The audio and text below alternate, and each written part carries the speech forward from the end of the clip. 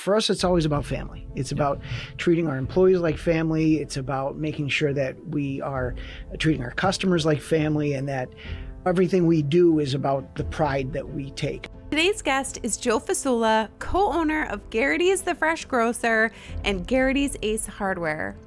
Under his stewardship, the family business has grown to employ more than 1,400 people across 16 locations, continuing a legacy that began in 1895. Joe stepped into the leadership of Gerrity's just after his father's passing. And over the years, he and his team have built on that foundation with a philosophy rooted in integrity, candor, and community. From navigating the pandemic with resilience to expanding through new ventures, Joe has shown what it means to lead with both strength and heart.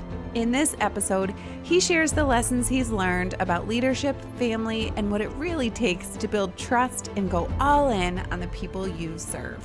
Let's start back up a little bit. The Gerrity name, well known in our area, but I don't know if everybody knows all the details. Off camera, you were talking a little bit about the history. Can you give that to us officially on camera? Yeah, that's an easy first one for me. Okay, great. Yeah. So it started in 1895 with a guy named William Gerrity. 1895. Wow. Yeah. Our business predates most businesses. Yeah. It started with him. He opened up a little butcher shop, and then he passed it down to his son, Joe.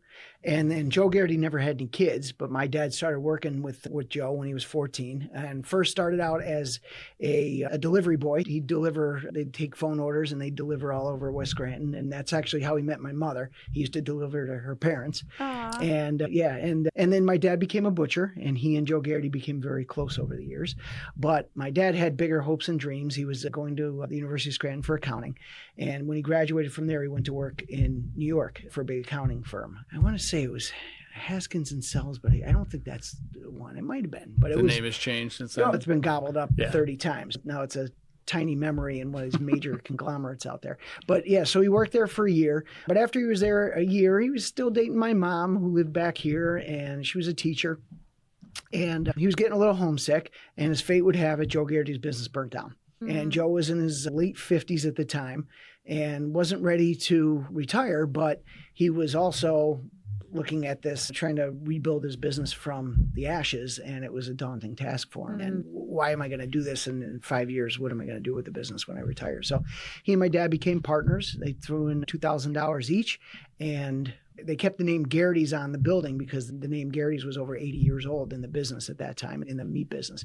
And then a few years later, Joe retired and sold his half of the business to my dad. Wow. It's been our family ever since. Is it worth more than $2,000 now? A little bit, just a little bit, yeah. Quite the investment. Like at this point, like everything you touch is $2,000. Yeah. He's like, can we fix that? Yeah, sure, it's $2,000. Can we fix that? Yeah, sure, it's It starts at $2,000. $2,000, yeah. Yeah, everything. So how many stores do you have now? We have 10 supermarkets and Okay. 6 Ace Hardware stores. Okay. Oh, wow. That's brought into that as well. Okay. Yeah. And on the map, going from roughly where to where? So our furthest north is Carbondale. That's one of the hardware stores. Then we come down to Clark Summit with one of the grocery stores. And then we run all the way down to Hanover Township. And then we also have one store in Bethlehem. So what makes Gerrity's different than the others? As you could see in That's a some loaded of the question. answers. Yeah. No, it is. For us, it's always about family. It's about treating our employees like family. It's about making sure that we are treating our customers like family, and that everything we do is about the pride that we take. It's funny. It's not my name on the building. One time, one of my employees, I was talking to him, and I said, geez, should we do this? What do you think? Can we merchandise this over here? He said, Joe, I don't care. Whatever you tell me to do, I'm going to do. Your name's on the building. I said, it's actually not. But really is about family. Yeah. Yep. So We come speaking from of family family, businesses, so. yeah, speaking of family, tell us about Mom. Yeah, so my mom, as I said before, she was a teacher. So when my dad passed away, my mother wasn't directly involved with the business. And the good thing was, though, is that my dad had built a tremendous team of people around him. He had just, right before he passed away, he had just opened up our 5th store. And he had planned on opening up 4 more. He'd actually purchased 5 stores all at one time. So we went from 4 stores to 9 stores on January 2nd, 1997, more than doubling the size of our family business literally overnight. And they weren't conventional grocery stores. It was Bargains Galore stores. I don't know if you were ever familiar with them or around, but they were a limited assortment. They had a small deli in them, but no prepared foods, no bakery, limited produce. And so my dad had to start remodeling these stores and then turning them into a Gerrity's, because while families is the most important part of what makes us Gerrity's, a lot of our perishables does it as well. We make scratch-made baked goods and Italian bread and deli items and all that kind of stuff. So he had to start remodeling all these stores. After he got the first one open, he passed away. And my mother was looking at, what do I do with this? She had some offers to sell, but we had 500 people working with us at the time. And you don't want to just throw away those people's livelihood because you never know what's going to happen. So and then at the same time, he passed away in February and I was graduating in May from the University of Scranton. And I always planned on coming into the family business, but I had hoped to go work somewhere else for a while. And she stepped in as president. She wanted to keep it going. And then as soon as I graduated, I came right into the family business and we finished off the remodels of the remaining 4 stores. And she was president ever since, still is today. Wow. So he passed when you were maybe 20? Yeah, 21. 21. Yep. That's tough. Yep. I guess there's no good time. That's a tough time. It was really tough. Yeah. Yeah. I feel for people who lose their parents early. It's really hard. Yeah. So who did your mom, you were too young to lean on. So who did she really lean on? Like I said, my dad had put together such a great team of people. Just the team. At the time, there was Insulaco's stores were here and the Giant stores were here. A lot of our stores are former locations of those chains. And the two of them were in decline at the time. Giant, the owners were older and their kids didn't want to be in the business, so they had started selling off stores.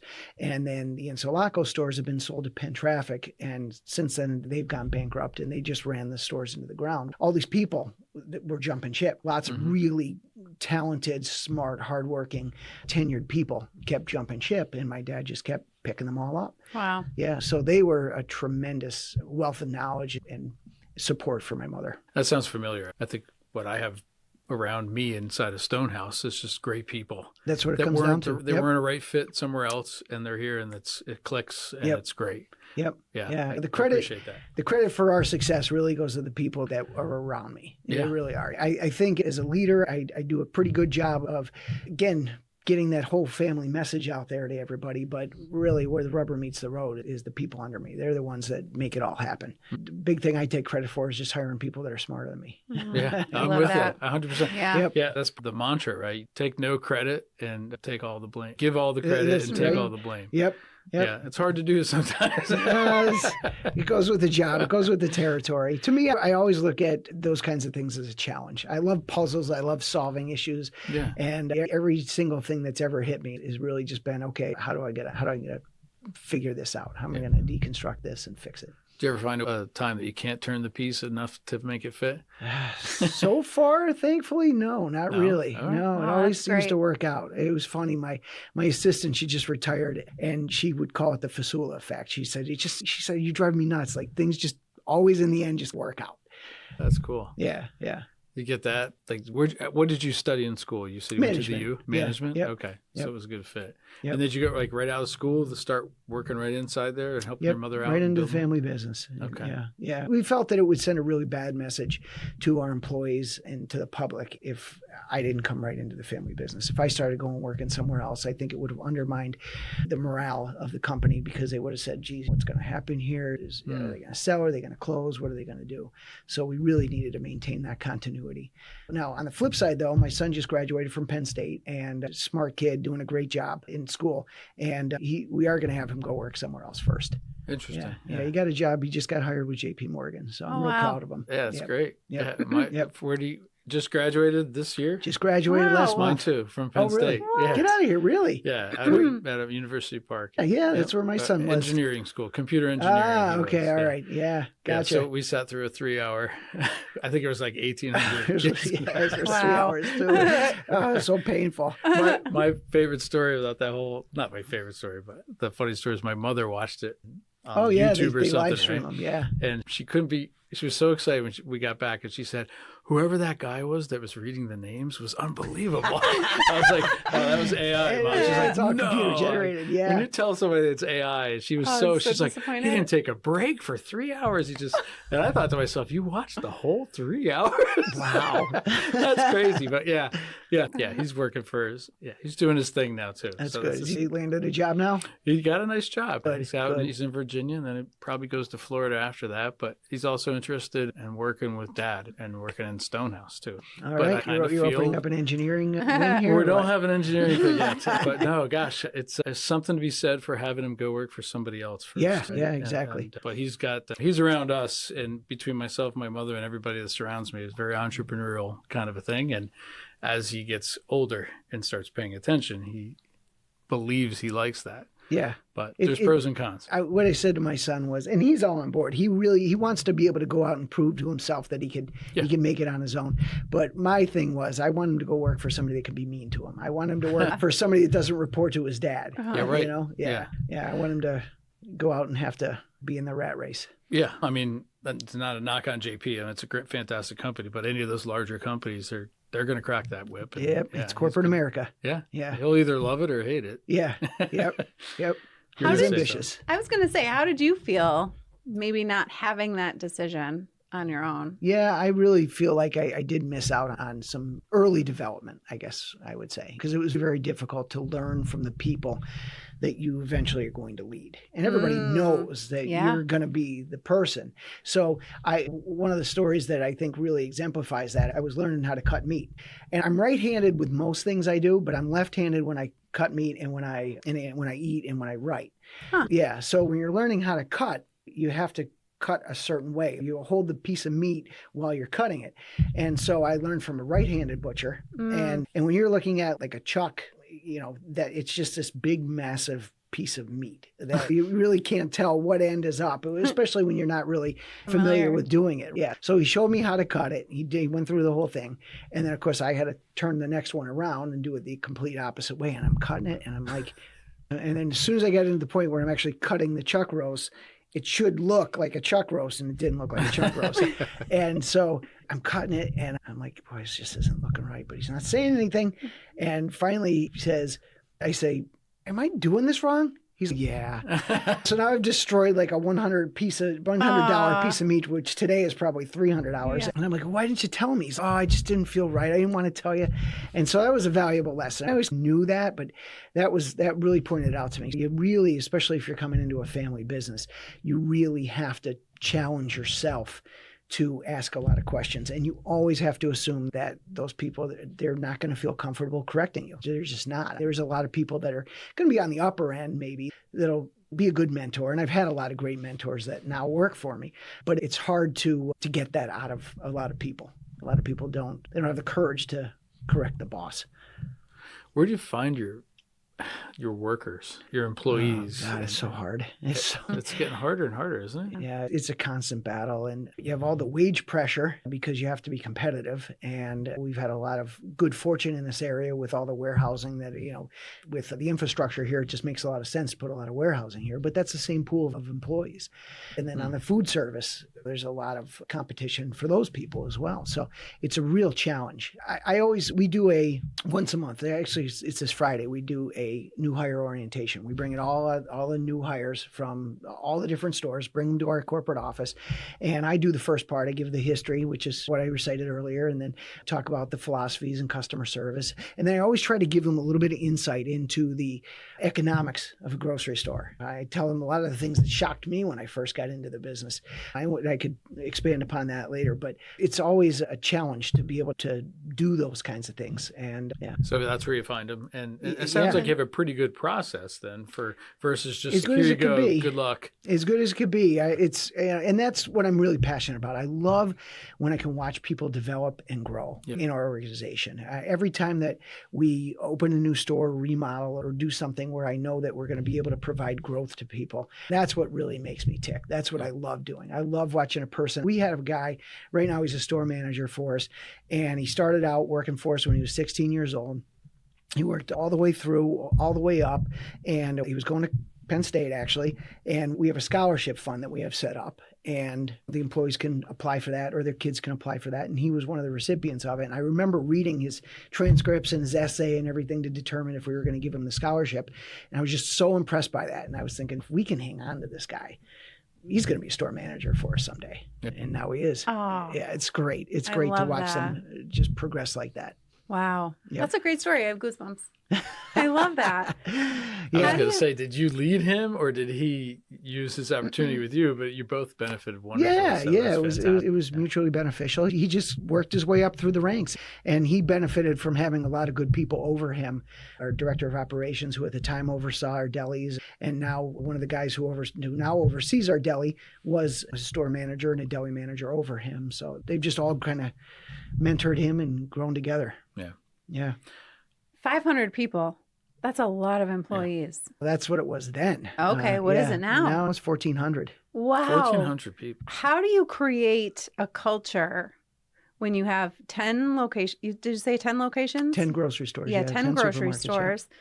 How do you create and maintain a culture that is sustainable throughout such a broad geographical area and that many people? Yeah, you'd asked about Mom before. We made her into kind of our mascot. Right? Your mascot. Your mascot. That's funny. But so when we originally launched that idea, and that was actually my wife's idea originally. My wife said, geez, your primary shopper is women, mothers. That's who makes most of the buying decisions. And she said, you need to market this. And my mom wanted nothing to do with it. My mom was a low-key person. She didn't want all that kind of attention. And then we brought in a professional marketing consultant, do what we could do better. And he came back and he said, you have a female owner.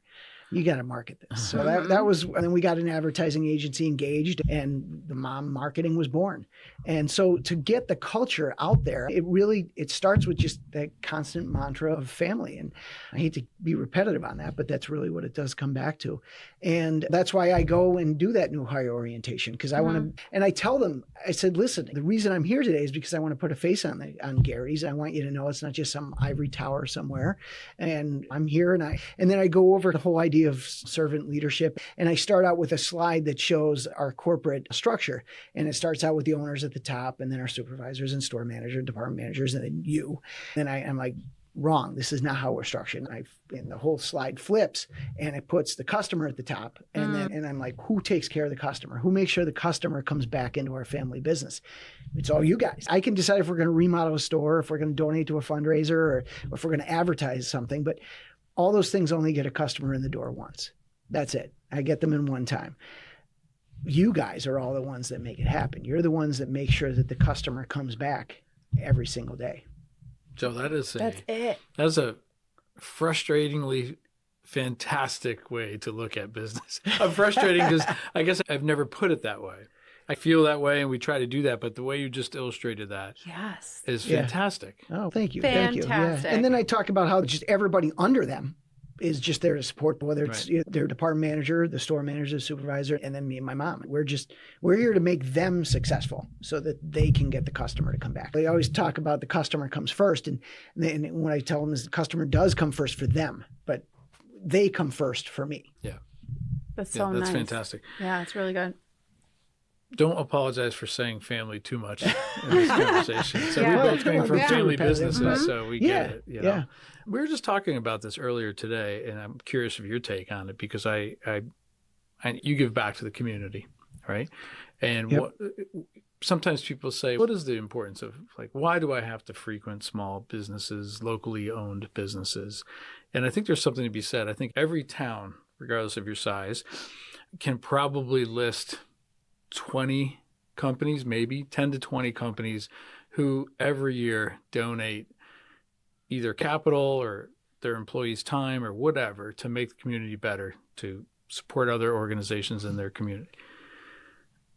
If suddenly that company is purchased by a company on the other side of the country, how much money and time are they going to put back into that community? Sure. Yeah, absolutely. So this must be something that you guys have pegged yourselves as that's a big part of what we do here. Yeah, and a lot of it, again, comes back to having your family name associated with your business or on your business. And you have to have a sense of pride in that, but also a sense of responsibility to know that your reputation is tied to the way your business interacts with the community. Right. And it goes beyond that too, because you also want to see the community prosper. So we do as much business as we can locally with other local businesses, but you also want to make sure that you're supporting the local community organizations, the charitable organizations, because if they're prospering and they're strong and healthy, then that makes your community strong and healthy, and hopefully it returns to your business. Your customers are better off. Major life and business changes can really shake things up for worse, and sometimes, I believe, for the better.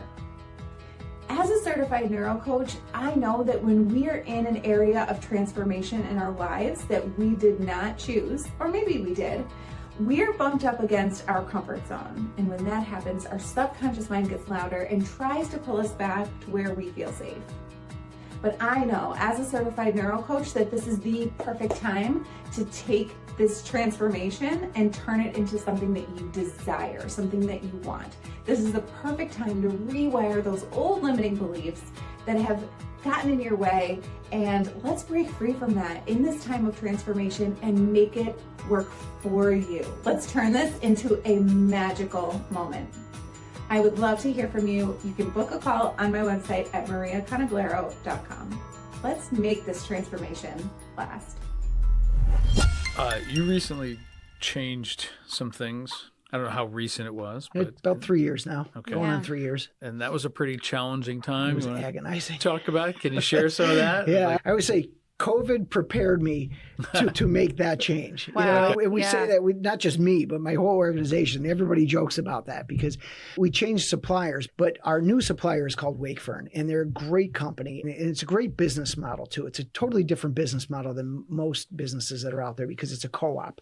So it's not like a publicly traded company, but it's not a sole proprietorship or anything like that, a privately held company. It's owned by all of the stores who buy from it. So all of the owners of the grocery stores who purchase, because they're all family owned like we are, who purchase from Wakefern are the shareholders and board members of Wakefern.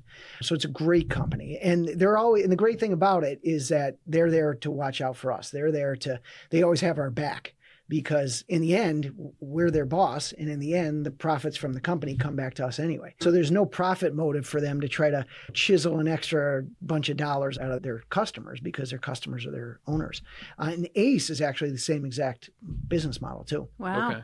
Which is another great company. But changing over to Wakefern, you're just going all in all at one time. It's not like you can just onboard a little bit at a time. You're like jumping all the way in with both feet. And so it changed every single thing in our organization. Our scales codes changed, our computer systems changed, our cash registers changed, our ordering process changed, the marketing co-op name on the building changed, everything changed. And it was pretty much overnight in every store. Wow. Yeah, it was. What made you agonizing. decide to do that in the first place? We had always been with a co-op years ago. We were with a co-op called AWI, and they went bankrupt. And so they were bought out by another company, and it just didn't work for us buying from a third-party company. We wanted to buy from a company we owned, our warehouse. And so when I had the opportunity to work with Wakefern, and we started buying a little bit from them initially, but and then I saw the cost of goods. That was really the biggest thing, was the cost was so much lower. We were able to lower our prices 5% and increase our margins to some extent. Wow. Is that because they were a larger co-op? Partially larger, yeah. The company we were buying from was a pretty big company, though. But Wakefern's like a $20 billion a year company. They're one of the largest wholesalers of groceries in the country. Wow. So they do have a lot of leverage and a lot of economies of scale. Yeah. But it's that whole model where they're just pushing all the trade dollars and all the advertising dollars and everything down to the retailer so the retailer can pass them along to the customer. Okay. So we're just able to get better cost of goods. Yeah. Yep. Wow. I'm just trying to picture you're not only having to do all the internal changes, but externally. Did your customers? They revolted. Yeah. So why were they so Well, faithful to the old supply route? It wasn't change? the old supplier. Just So change. here's what it is. It's change, okay? Yeah. In northeastern Pennsylvania, change is never, ever a good thing. Sometimes it can be. Yeah, not from a We won't customer's say that perspective. Yeah, right. But so it's funny. I'll tell it to you this way. So we've remodeled every every one of our stores at least once over the course of my career, most of them twice. And so we were doing a bunch of the stores, and we could move all the perishables. You could do everything. You could have tarps hanging. You could have saws and banging, and the customers don't care. They actually like it. It's, oh, wow, look at this. Oh, this is going to be neat. This is going to be great. Until you move the grocery aisles. As soon as you move that lady's pancake mix, and she doesn't know what aisle that pancake mix is in now, okay, she gets pissed. So I'd come home, and my wife would say, how was your day today? I'm like, oh, my God, the customers are just hammering us. They're just so mad that we moved everything. It's like, what? Why does that matter? Come on, that's ridiculous. And then we remodeled the store my wife shops in. And this was like a year or two later. So she didn't remember it, but I knew as soon as we started moving the grocery aisle, my wife came home and she was like fit to be tied. She's like, oh my God, it took me an extra 20 minutes to shop today. Yeah. This is ridiculous. When we changed to Wakefern, so the whole entire store got reset. And not only did we have to reset it, but their ordering system is all computer generated. So that means you have to inventory every single item because the computer needs to know how many you have in stock. We never did that before. We hand ordered. So now, you have to do that. So their giant sections of shelving were empty because all the product was off and getting counted and moving to a different section of the store. And I remember pulling into the parking lot of our Kaiser Avenue store, and it was like 5 o'clock on a Friday, which is everybody's getting out of work, getting ready for the weekend. The store should be jammed. And I pulled in the parking lot, and there was like 10 cars in the parking lot. And I was like, oh my God, what did we do? What did we do? But we got a lot of great support from Wakefern. And it was just such a hard process. And we had to do all the stores all at once because every store's market touches the market of a different store. So you can't just change this store and then wait a couple of weeks and then change this store. And they all share the same marketing. It had to be done all at once, and it was really hard. Wow. Yep. How did you handle that personally? There was some tough days. There really was. It was scary watching our sales dipped like 20% for several weeks. It was really scary, but I had faith. I knew the Wakefern model would work. I knew that we, I think, had a really good relationship with our customers, and we had earned their trust to a large extent, especially again during COVID. So pluses and negatives on that preparing us. I think part of it was we had built a lot of trust with our customers during COVID. And so I just took a deep breath, just do the right thing, and we just plowed through. And a lot of it was the customers were just upset because everything moved and they couldn't get into the store quickly and get out quickly and find everything they wanted. As soon as the store kind of stabilized and then the marketing came on to support it, again, they started seeing the real difference in prices and how great the marketing was. It all came back. And now the last 2 years, we've been running huge increases in sales. That's great. It's been great. Yeah. That's fantastic. Yeah. You burned the boats. There was no going back. Yeah, you made that decision, right, regardless of how you felt. Yeah. Your option was only forward. Right? Yeah, you're in. What about like some of maybe some key employees or any of your employees that are probably on the front lines hearing all this stuff from the customer, that immediate feedback where they probably hard for they kept coming to you. There was a lot of tears involved. Was there? Yeah.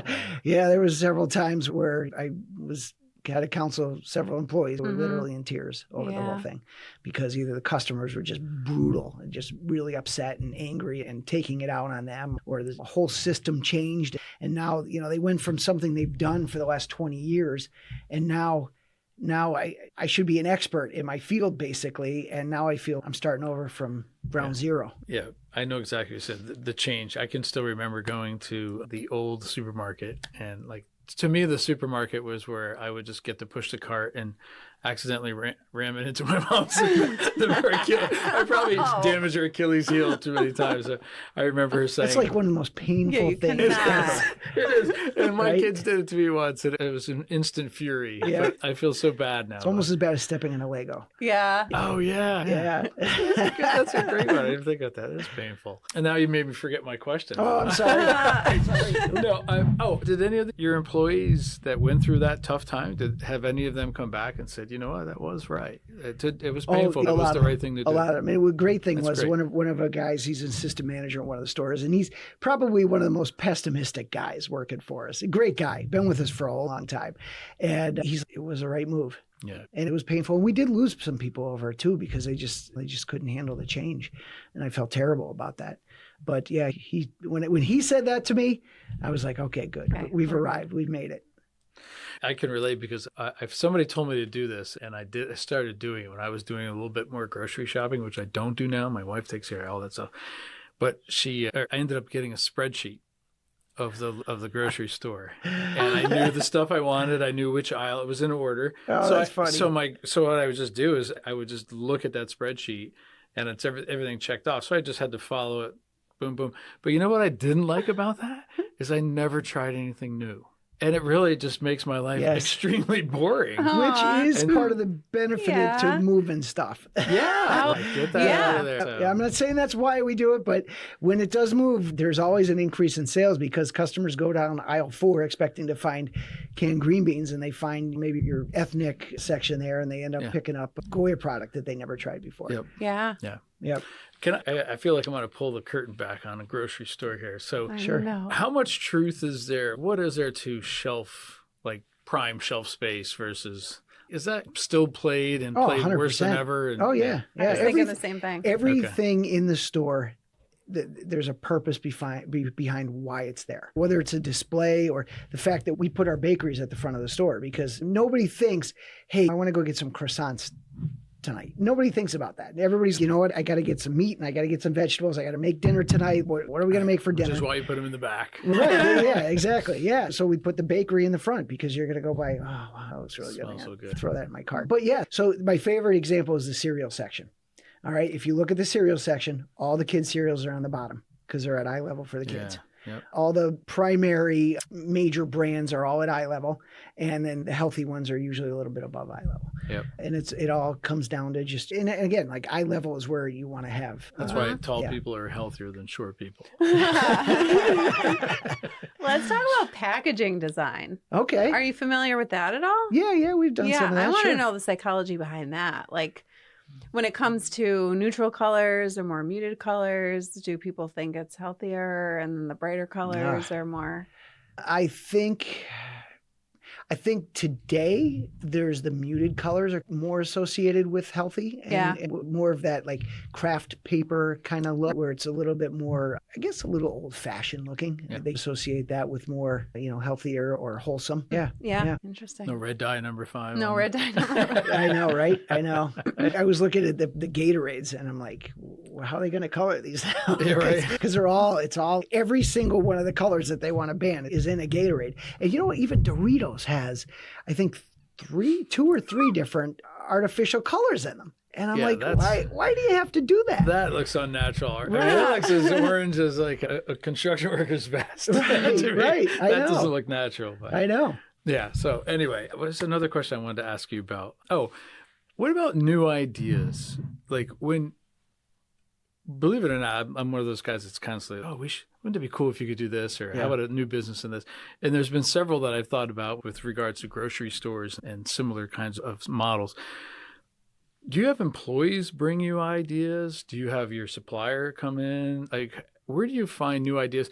I guess what I'm saying is ideas can come from anywhere and they can be of any size. But exactly. What's the process in Gerrity's to hear them at least and either weigh them out or decide to go or no go? Unfortunately, I'm probably about 75% of my time is spent in our office, which isn't why I got into the grocery business. I love people and I love food. I love to be out there in the stores. And when I am out there, that's where that dialogue happens. It's great. I have hopefully a really open relationship with my employees and again, that's part of the talk I give them at the orientation. It's just when I'm out in the stores, just come and approach me. Let's talk. So you hope that you have that free flow of ideas where they come to you with, hey, I think we could do this better, or we could do that better. And then, Ace or Wakefern, they come to us all the time with ideas on how we can improve or new products we could carry.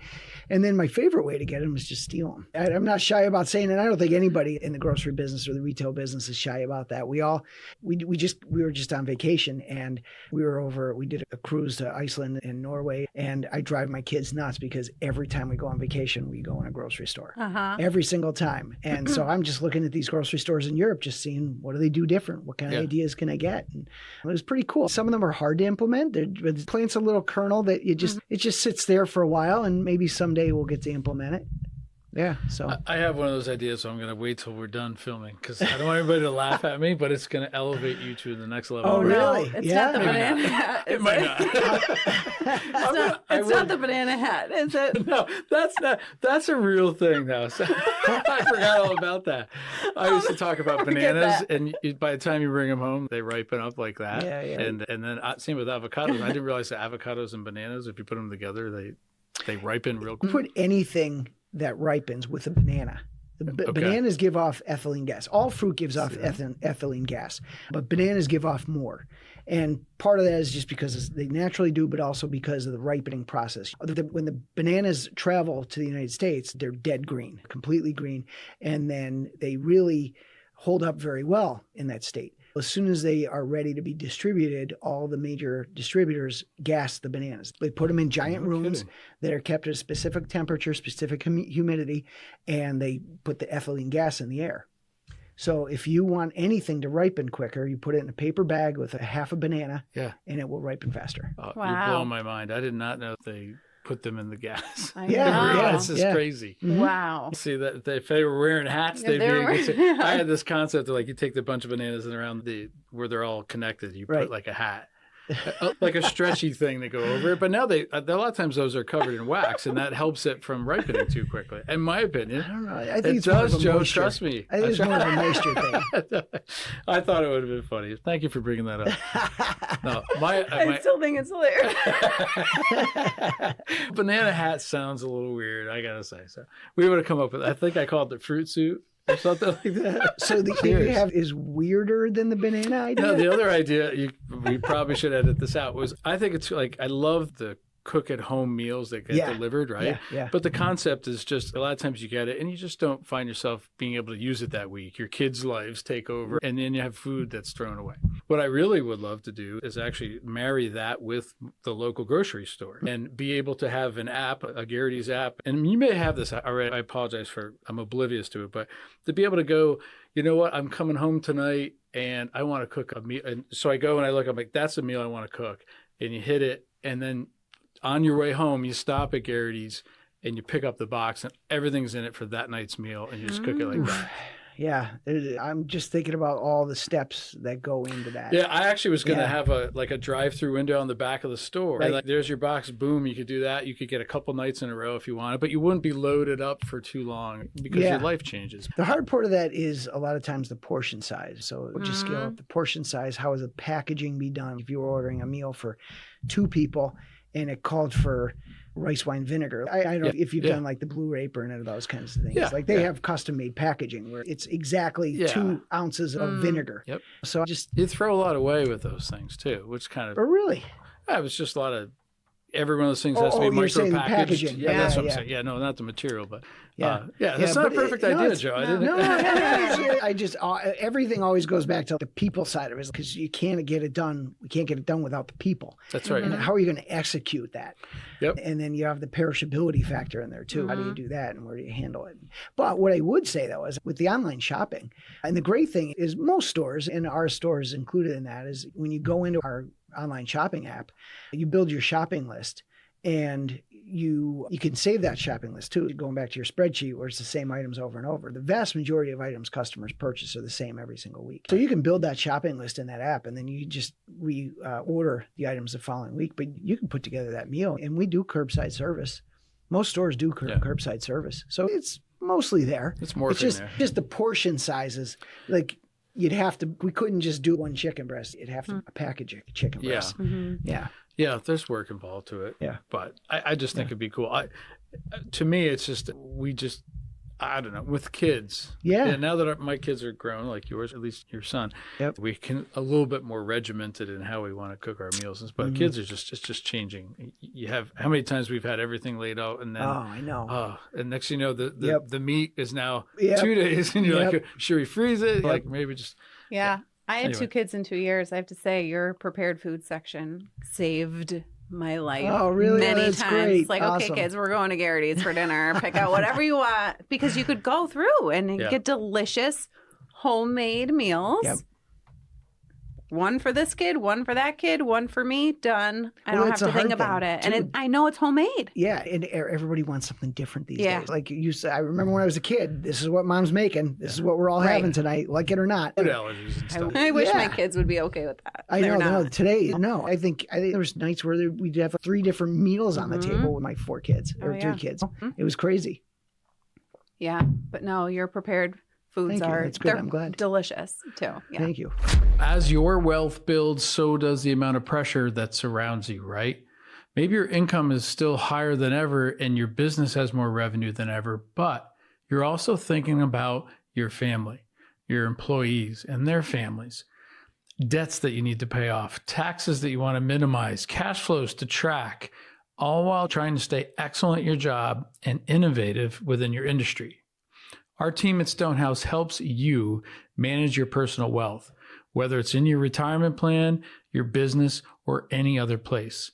While you're busy out there conquering the world and trying to take care of others, don't forget about taking care of yourself. Contact Stonehouse to see how we can help make your life better. Let's talk self-checkout. Okay. Ooh, hot topic, I think, in Some the people world. hate them, some people love them. Yeah. Where do you guys stand on that? Is the world all migrating to everything's going to be self-checkout? Or Actually, I forget who it was. Somebody just took out a bunch of self-checkouts. May have Interesting. been Target. I forget who it was. Somebody just actually pulled back on it because they got so much backlash on it.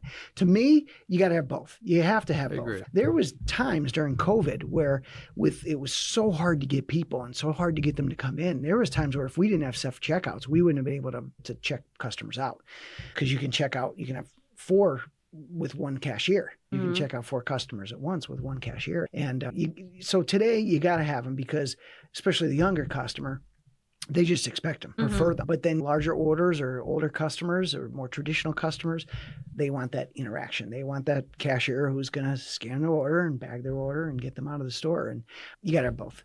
And I think a lot of companies are making a mistake of going too far into that. And I think a lot of it, though, does come down to the customer expectation. You can go into some of these discount stores and they don't give you bags and you have to pay 25 cents to get your shopping cart out. And my customers would be at the front of the store with torches and pitchforks if we tried to do something like that. So part of it is expectation, where I think the customers in our stores and most conventional grocery stores, they expect that personal service. And I think it'd be a mistake to move away from that in our industry, because the right way to go really for a conventional grocery store is to provide more service and provide more interaction and provide more what they call retail theater. That's what sets you apart, because if you go into those discount stores, customers don't care. They don't mind. Just want it as cheap as they can get it. They don't care about having service or not. But when they come into my store, they expect it. Yeah. So you have to provide that human interaction. Retail theater. That's interesting. that. Yeah, I like that too. Yeah, I didn't invent it. No, I'm trying to grasp it all. But I agree with you 100%. I've gone back to many kinds of stores because of the individual. Yeah. To the point where it sounds weird, but you're actually looking for that same person behind the register Yeah. Oh, to yeah. go through. Yeah, you had a good Yeah. interaction sure. with them. It's Yeah. no different than you go to a restaurant. You Yeah, have a it server is. that waited on you before and you liked what they did. I like both.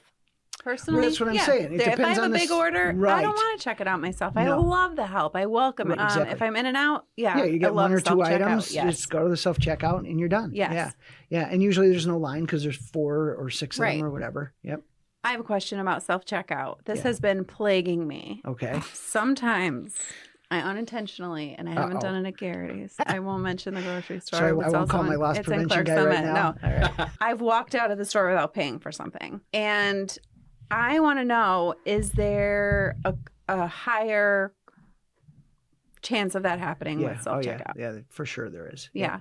And we do a lot of training with our cashiers who man those stations Yeah. about what to look for and how to monitor it. They're an attendant. That's their job, is to do that. And Yeah. And then there's a lot of things built into the software of the self-checkout that will look for anomalies, make sure that people aren't punching in like a code for a cheaper produce item. And so the software does police a lot of that for you. There's a lot of times where I'm sure you'll be scanning something and it tells you to put it in the bagging area Yeah. or unexpected item in the bagging area, because there's a scale under Yes. the bags. Yes. But yeah, there's a much higher incidence of theft. Yeah. But again, at this point, it's just part of Business doing as business. usual. Yeah. Right? Yeah. And we're really good. I have a really good loss prevention team and they're on top of it. I always say there's these little black domes on the ceiling in our stores. And I don't understand if people think we just like to decorate the ceiling with them. I don't get it, because every time, and it's funny thing is they always look at it. Like right after they steal something, they like look at I the think the only people who would look at those are the people who are stealing. Yeah, I was going to say, I never looked at them. Yeah. I didn't even Good for you. notice. I almost expect the camera's not yelling at me, so maybe this is okay. Maybe I could do this. But yeah, it's amazing to me, like how many people we catch doing stuff, and you're like, there's a camera right there. Like, why? Yeah. And then my favorite thing is now there's good and bad things about social media. I think one of the great things about social media is we release the video to local law enforcement, and pretty much all of them have a Facebook page, and they love putting people's pictures on Facebook. So if you steal and we don't necessarily know who you are, we give the video to the local law enforcement, and you become Facebook famous as someone. Even if it's 15 minutes. Even if it's accidental stealing. It was like something so small. It was like under the bag or something. I don't know. Yeah, we take that into account. Yeah. We really do. We always err on the side of giving the customer every opportunity. Even if somebody does put something in their purse, unless it's an extreme situation, 9 times out of 10, we will let that customer go through the checkout and go out to their car. And once they get out to the car, either take it out of their purse and put it in their car, or take it out from under the flyer that they have in the bottom of their cart and put it in their car. At that point, it was intentional. Yeah, exactly. Yeah. So I would rather lose the product than lose the customer, and the customer is a thief. And unfortunately, it just goes on all the time. At any given point, it's happening everywhere. I assume that somebody's stealing from me. Like right now, somebody's stealing from me right now. Yep. Yeah, what a wild idea, though. Yeah. There's got to be some discomfort there. Yeah, it took me a long time to kind of reconcile that in my head. I mean, when I first came into the business, again, getting back to some of the things that really shocked me, just the idea that you would go into a family-owned business and steal from it. Yeah. It's one thing if it's a big corporation, which is obviously still wrong anyway, and it's terrible, but how do you go into a family-owned business and steal from them? And it would eat me up. And then the switch just turned in my head at one point. And for good or bad, it just became a lot more mechanical to me. So now I don't take it as personally, but on the other hand, I have very little compassion. I look at it like, this is just how we handle it. This is it. You're not allowed in the store. There's fines, or maybe we press charges or whatever, depending on what you did. And that's it. I don't get involved with it. I don't pay attention to it. It's just my loss prevention guys handle it. Yep. What other things are shocking in the grocery business? One of the things, and this may not be shocking to you, you're in a commercial business, but I was shocked at how rent worked in the retail business, because I had rented an apartment when I got out of college, and you sign a 1-year lease and you're paying $400, or today $1,500 a month, and that's it. And retail business, in a commercial lease, you're signing a lease probably for the next 10 years of your life, and it's based on the square foot cost. And sometimes, I mean, we don't have to do it because of the size of our company, but sometimes you're signing a personal guarantee for that. That's scary. That's scary. And for us, it's a massive amount of expense for us. I talked to the employees about this at orientation, and I always talk about the tiles on the floor. There's a bunch of tiles on the floor in any retail business, 1 square foot. We pay on average around $9 to $10 per square foot for each one of those tiles. And that doesn't sound bad. You get to rent that square foot for the whole year for $9, until you do the math on the size of the store. And when you realize that the average supermarket, at least for us, is 40,000 square feet. Is it 40,000? Wow. Yeah, that's the average. Most of our stores now are getting bigger than that. Yeah, so now it's $360,000 a year is what you're paying. And you're committing to pay that for the next 10 years of your life. Like I said earlier, everything has to be about getting the customer to come back to the store, because getting them in once, it's not like a car dealership where you can get them in once and you're not going to see them again for another 7 years.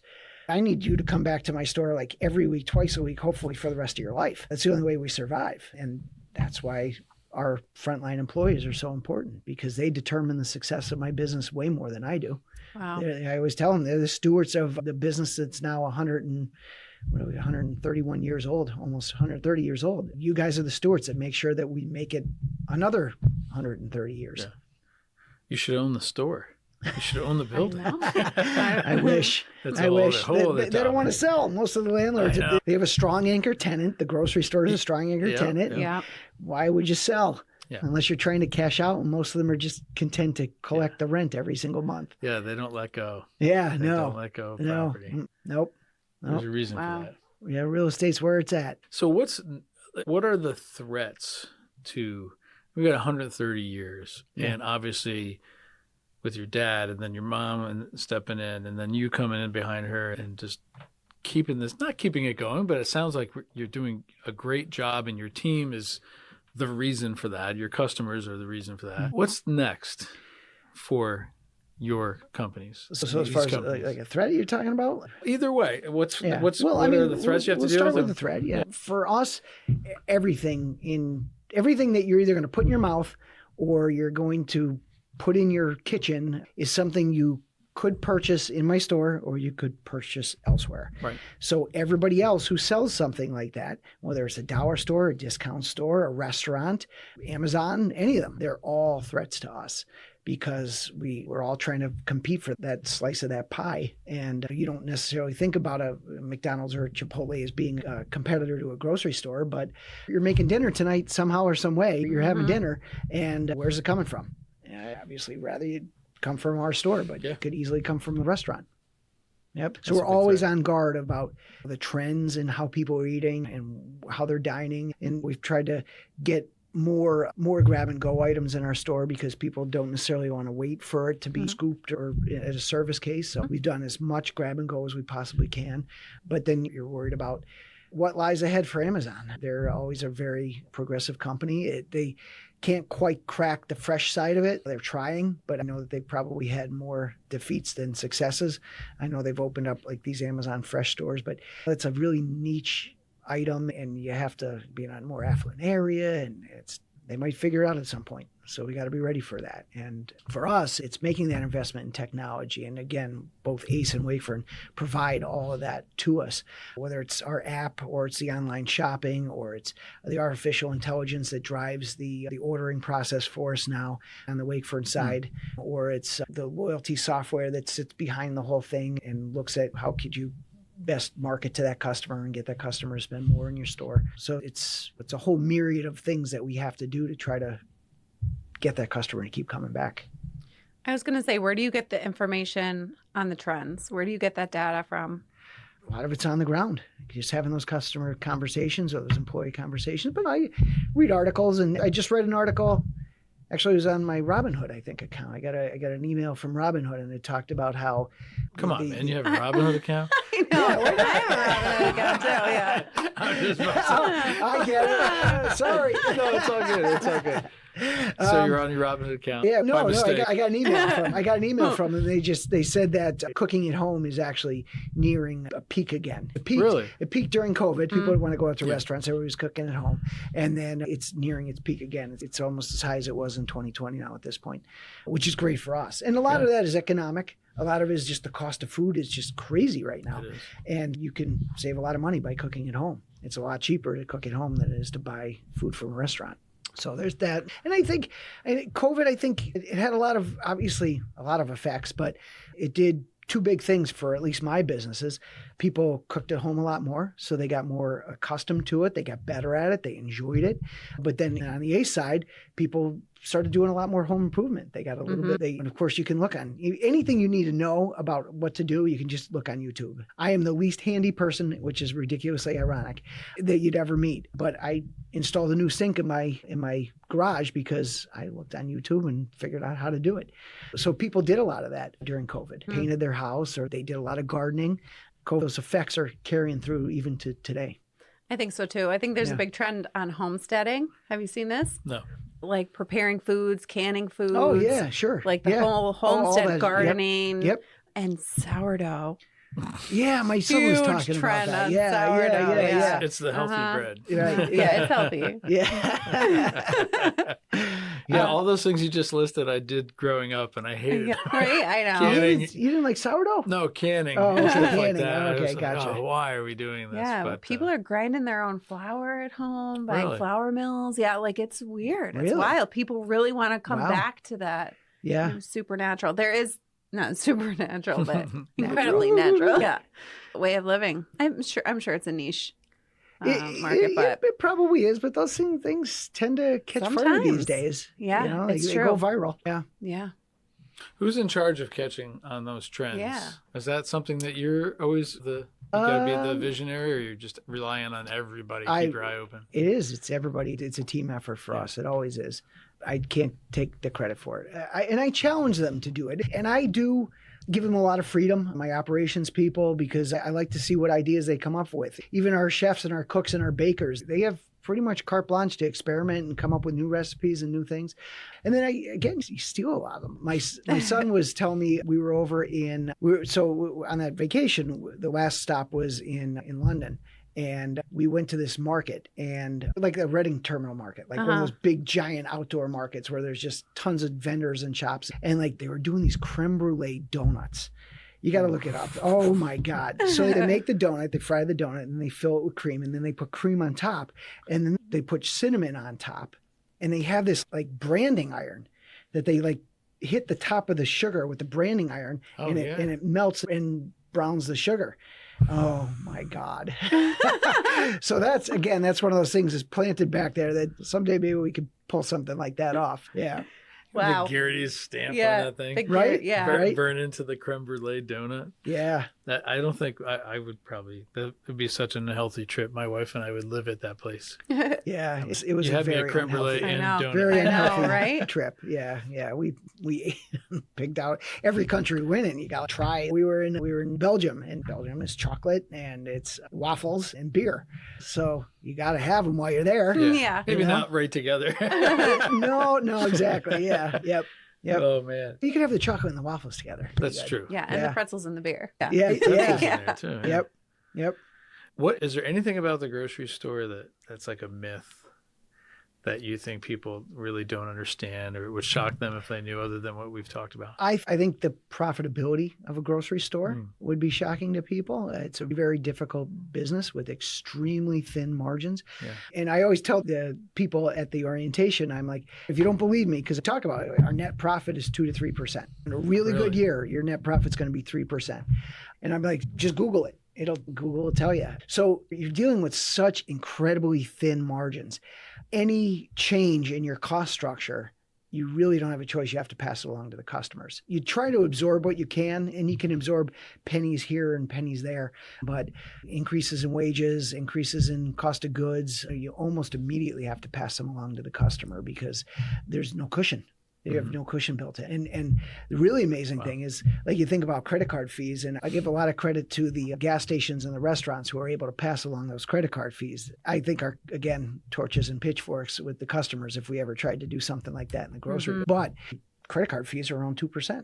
We would double our bottom line if we could eliminate or pass along credit card fees. That's crazy. Wow. Yeah. It's just such a tight business. And you're always just trying to manage every little lever that's out there to, okay, wages are going up. Maybe we have to increase and you have to try to pick some either broad-based price increases or the faster movers. But unfortunately, usually the faster movers are commodity items which are very price sensitive. Like we just raised our dinner of the day. I think we're at $8.49 now. And the customers, we went over that $7 mark, and I got so many customer complaints. You greedy grocery store owners, and that just kills me because we never increase a price without mulling it over for way too long, way longer than we should, because we know it's a competitive business, but we also know that we're feeding people, and this is our household budget, and this is something where they have to feed their family and have enough money to do it. So it's agonizing to raise prices, but insurance is up, all the different just support structure of the grocery store, whether it's the electricity bill or it's cleaning the floors and the wages. Somebody was saying, geez, why do you have to increase the price on this? I'm like, our chefs are making like $18, $19, $20, whereas 5 years ago they were making like $15, $16 an hour. Where does that got to go? It has to go into the cost of the product. And then the whole egg thing. The whole egg thing. That right? must have been a nightmare for you. Here's the worst thing. So the worst thing about it is everybody sees that price, and we're also I always feel pressure. Me and my especially my director of operations, he's an awesome guy. His name is Mark, and he's just always on top of our cost of goods and our profitability, and a lot of that's dictated by pricing, and he manages our pricing very well. He's very guarded about raising prices. And so when a market goes crazy like that, whether it's eggs right now, I'm trying to think of some of the other ones. We've had beef just go crazy over the years. A lot of those perishable items, they're bought and sold on a market, and it's all supply and demand. If the price of peppers goes through the roof because they're having a shortage of peppers because a big growing region got hit with too much rain or not enough rain, you're selling really crappy peppers because it's whatever they can pull out of the field, and you're charging like 2 or 3 times as much as you would have normally. It's very frustrating. But on the eggs, the price goes through the roof, and we have to reduce or eliminate our margins because otherwise the customers are going to be looking at us like we're price gouging them. Yeah. The reality is we were buying eggs for, I think at the peak, we were buying them for $8.09, and we stayed at $7.99 because we didn't want to go over the $8 mark. Wow. So we were losing 9 cents or whatever it was per dozen on eggs. Wow. Yeah. There goes the margin. Yeah, exactly. And something where you normally make about 25%. Yeah. It was interesting about the egg thing is that's the first time I actually saw it bleed through onto the retail side. So I'm a sucker to go. If anybody asks me to go out to breakfast, done. I'll see you tomorrow. Right. And a lot of the local restaurants were giving you like, hey, we're going to charge 50 cents for eggs. Yeah. Extra. I felt bad for them. You know what every tough. customer said? Everyone I ever saw was like, yeah, I get it. Yeah. Yeah. It's because it's one meal, it's something, but I'm sure if I was going there for all my eggs and I'm complaining about you're it. Looking at you're looking at a dozen eggs, 12 eggs that now are costing you almost 50 cents an egg, whereas 2 years ago you were paying 99 cents for the dozen. Easy. Yeah. And that's the thing. It's just drives me insane when they don't manage the supply properly. Like all the things they were doing, it was just insane. They were just killing all these chickens. Like as soon as the one bird in the flock came up positive for the bird flu, they just killed them all. And it was like, it made no sense to me. Yeah. It didn't. That bleeds into another topic, and I don't want any political answers, but like the regulations that probably most people have no clue that have to be around food. I'm assuming FDA stuff, whatever. Oh, yeah. Are they, because you guys have been doing this for 130 years, you said, roughly. Yep. Are they way worse than they have been in the last decade? Or are they getting better or getting... Yeah, I mean, it never really gets better. Right. It always... You just get used to the old ones. You do. That's what it is. Yeah. I'm trying to think of all the regulations that have pissed me off over the years. And at this point, like some of them, you just accept it and move on. We have to... Well, the one that really irked me was ground beef. So for my entire career, I guess maybe 15 or 20 years in my career, you sold ground chuck, ground round, and ground sirloin. That's how the beef was. And then they changed the regulation to be 80% and 85% and 93%. So they wanted to put the percentages on there, and I get that. But it had to be changed. It had to be changed like immediately now. And you had these ladies who were in their 80s who have, their entire life, they knew that their recipe called for ground chuck. And now they come in and they're like, what's this? What's ground chuck? Which one of these is ground chuck? So there's a whole learning process for the customers. I'm always of the opinion, one thing I will say politically is that sunshine is the best disinfectant.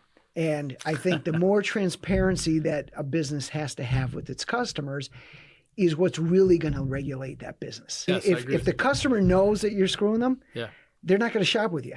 If they know that you're not doing the right thing or the ethical thing, they're not going to shop with you. So really, it just comes down to transparency. That replaces every regulation there is. Right. I think it's fun. It's interesting. This is off on a tangent, but I remember years ago I was on a volunteer fire company, and we went into a horrible fire, and it was my first fire ever, and I could barely breathe. I came out, other guys that were holding the hose same way, and they're like, go catch your breath over there, rookie. And I sat there for a second with my Gatorade, and I was just like, and I looked next to me, and the guy is heaving, and he's having just as much trouble, and he reaches in his pocket, and I'm like, what am I watching? Right. And I think of that story a lot when I go in a grocery store and I see people complain about this special chemical that the red dye number 5. And that shouldn't be in my food. Yeah. And then they go buy stuff that's blatantly not good for that. And they get it by the case. Yeah. And you're like, there's a lot of hypocrisy happening here. Yeah. I just find that must be so difficult to manage that. You're just giving people all the options and letting them make the choice. That's exactly But right. yet the regulation comes in the background and says, Right. well, you have to do this. You're Right. like, yeah, but Yeah. No, I know. Let the People customer we try to make it match and be logical, and it's just illogical at times. Yeah, and it would be interesting to see where this whole food thing goes with the new administration and getting rid of the dyes. And that one doesn't worry me too much because most countries have already made that. So I think it's going to be pretty easy for manufacturers to make that replacement and do it. Will it affect the cost of the products? I'm not entirely sure. I would think that artificial dyes are probably a lot cheaper than using beet juice and carrot juice and blueberry juice or whatever they're going to flavor or color everything with now. But yeah, what they've said is they're going to just make sure the customer knows. That's what they're not really going to ban most things or eliminate most things, but they're just going to make sure that the customer knows what they're going to be eating. And that I agree with. I think it's great when a lot of the companies now have the calorie information right on the front of the package and the number, the macronutrients right on the front. That's great. The more of that, I think, the better. Yeah.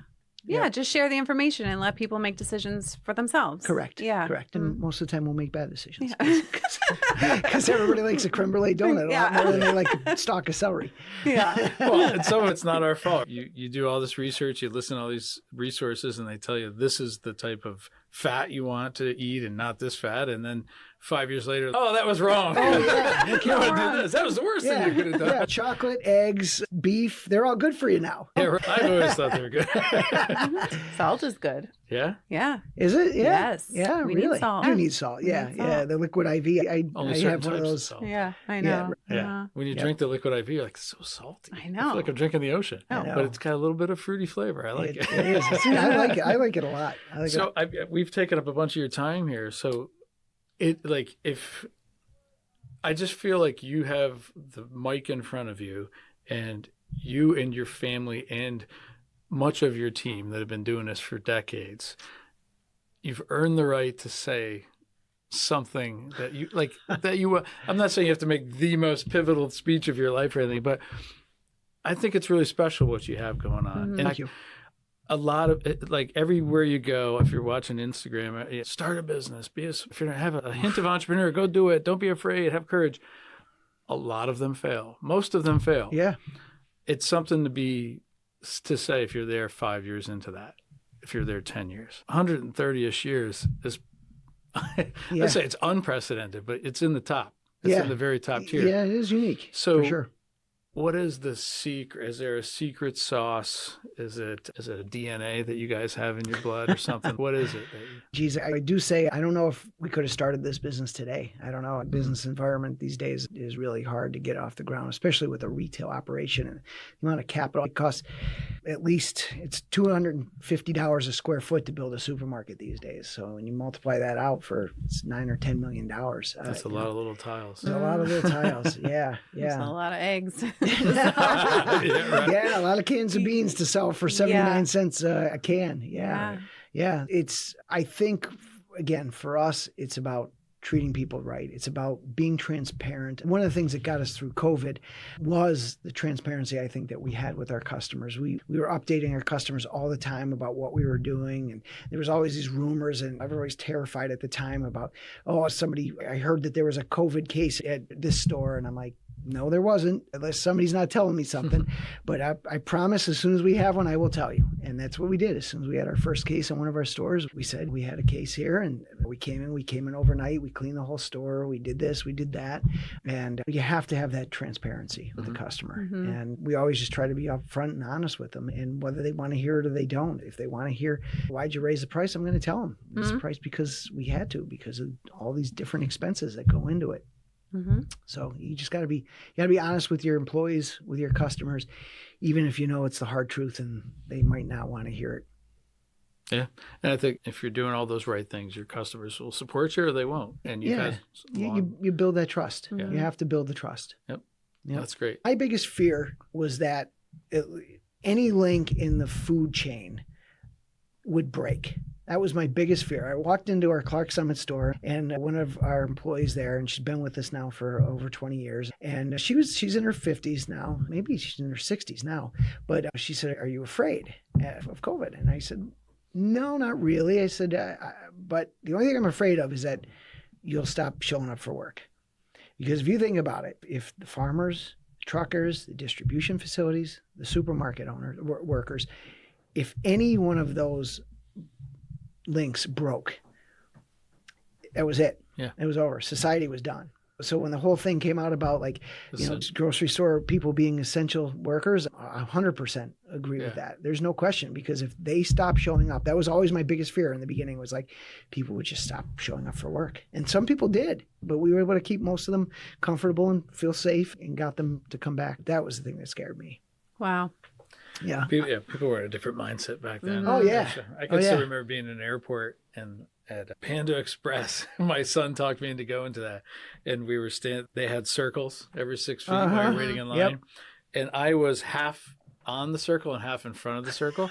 The guy in front of me turned around in front of my son, who thought it was hysterical, and he was like, "Hey, man."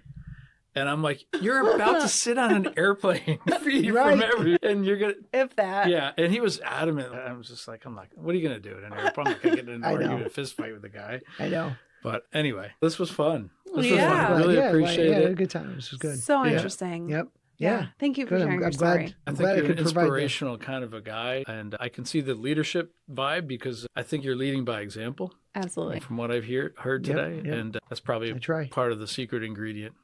Yeah, you got to roll up your sleeves. You got to, most of the time you'll see me walking through the stores I'm in, picking up papers and garbage off the floor. And I never go into the stores without bringing shopping carts in. You just have to do that kind of stuff. That's great. Yep. Thanks. Thank you very much for being here. Thank you so Thanks much for having me. Appreciate it. Thank you.